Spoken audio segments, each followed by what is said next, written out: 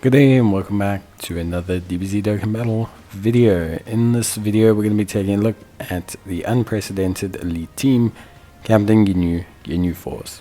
Now these guys are a great unit. This is a great unit. And honestly speaking, I really like the Ginyu Force, so I am super duper happy for how well they've turned out. But I will be honest, right now something wrong for them is maybe not the best idea. But with that being said, let's take a look at just how good they are. So the Ginyu Force, they are a Ginyu Force special pose category lead of 150%, greatly raising defense on their 12 key super attack, which also has a 50% chance to turn into two different attacks. So the attack can be basically a different attack, whereby it is greatly raising defense for one turn, causing colossal damage, and also potentially raising attack as well. If the other one procs, then they get permanent defense raise of greatly raising defense, and of course the 18 key has an bonus of massively raising attack and defense for one turn, whilst also raising allies attack and defense for one turn, which is pretty good. Their passive is where things get really crazy, because they have activating the entrance animation once only, key +3, attack and defense of 150%, and they launch an additional super attack for the rest of battle, and give all allies attack and defense self-excluded for 3 turns from the character's entry turn when there's 5 or more special pose characters on the team. They have key +2, attack and defense of 150%, and they guard all attacks and have attacks effective against all types when all allies attacking the same turn are special pose. They reduce damage received by 7% up to 35% before attacking, and have a chance of performing a critical hit up to 35% when attacking per special pose category ally on the team.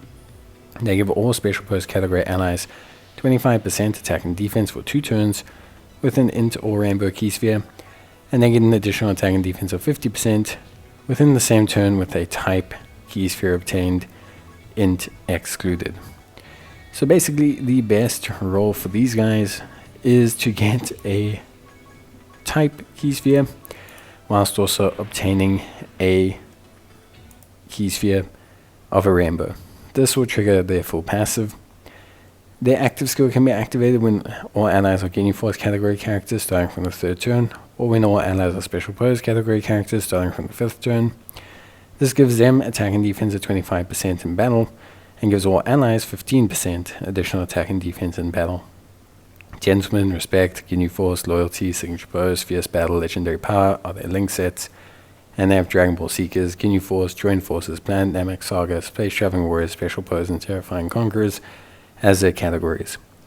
In terms of build, you want to probably go additionals, just because additionals do really help them out a lot.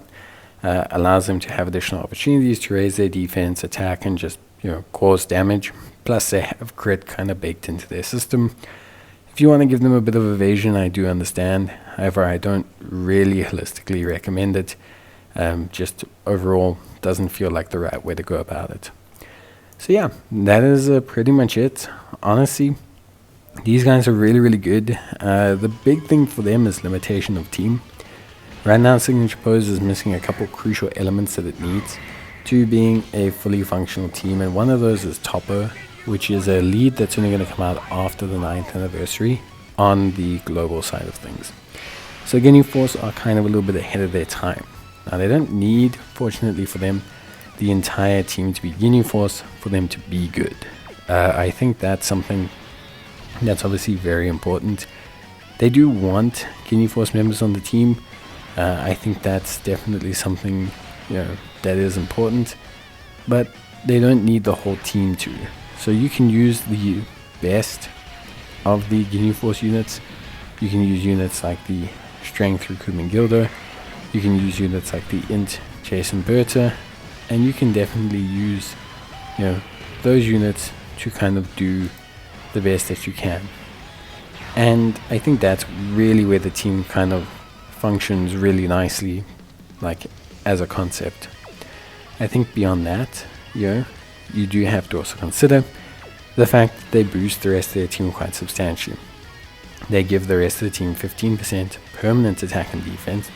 They also boost the rest of the team if they get a rainbow or INT key sphere, and they also boost the rest of the team again with their attack and defense boost from their super attack.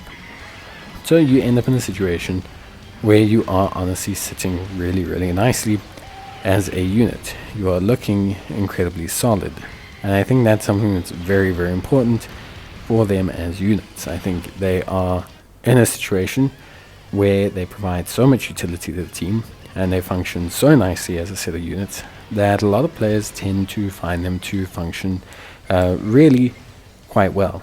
And I think that's, for me, where I find them to be at their best, enabling the rest of the team to perform above where they're at.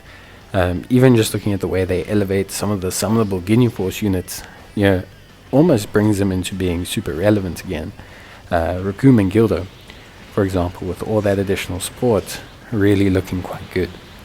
The only thing I would say is on their super attack, if they could have had a 2-turn raise on their super attack as well. I understand probably asking for a bit too much, but especially for the Ginyu Force, I think it could have really helped in boosting a lot of the Ginyu Force options specifically compared to, some of the other options. But yeah, overall a really fun unit, a really good unit.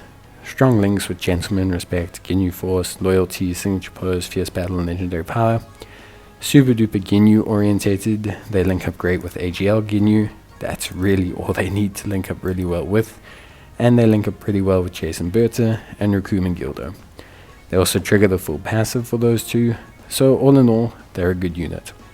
Especially with the amount of support they bring.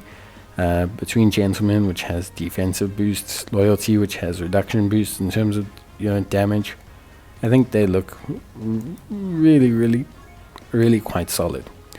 The rest of their links, like Ginyu Force and Signature Pose, boost their attack and their overall crit chance.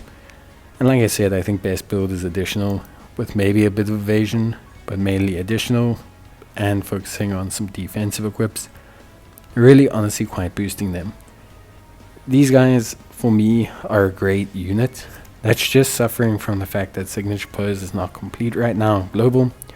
But I think between the Super Saiyan 3 Gotenks, these guys, and the eventual Toppo, Signature Pose will be in such a good space that you'll be able to use these guys quite easily and quite frequently. But yeah, that's basically it from me. So honestly, I hope you guys enjoyed the video. If you did, please leave a like. It's always greatly appreciated. And yeah, as always, I'll see you guys in the next one. So until then, take care, stay safe, and thanks for watching. See you guys next time. Bye.